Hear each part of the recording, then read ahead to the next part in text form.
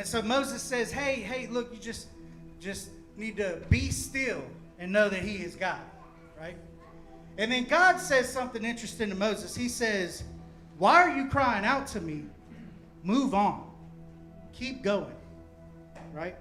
I always thought that was interesting because a lot of times we confuse be still with stand still.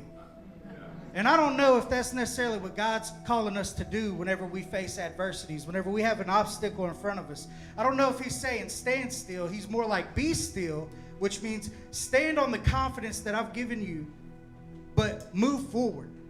And so what does Moses do? He lifts the staff that God gave him a long time ago.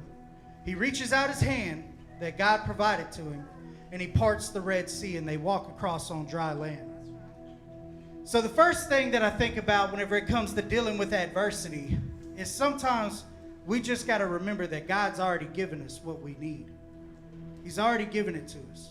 We just have to have the faith to extend it out and to move forward. Even whenever it don't make sense, even whenever everybody around us is scared, they're upset, they may be yelling at you, they may be asking questions.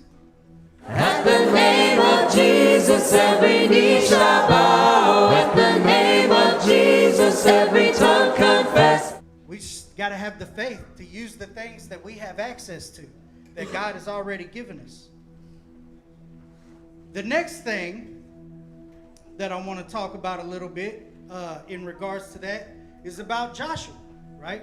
So Moses is gone. Joshua's there. He's called to lead the Israelite people. And he's basically like, all right, we got to cross the Jordan River.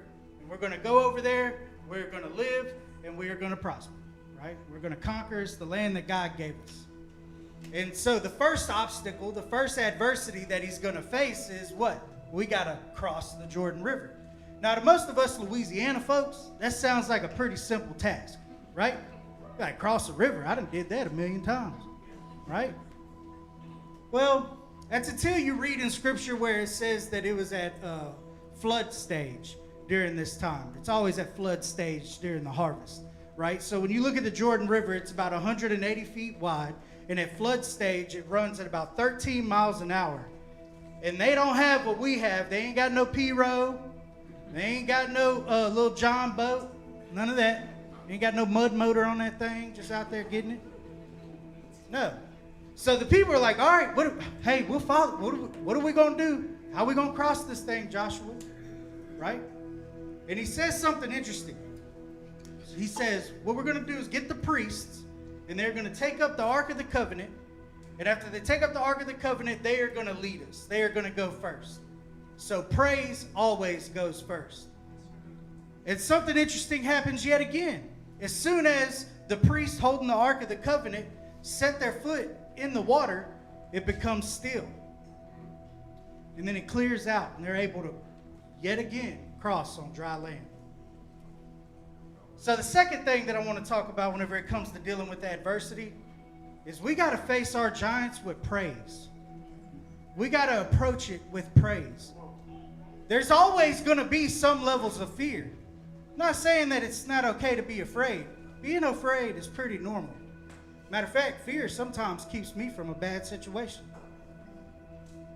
But whenever I'm facing those things that are designed to block me from the promise that God has for me, I have to lead with praise and be bold and take a step. Because it wasn't until they took that step with praise that the waters became still. In your name I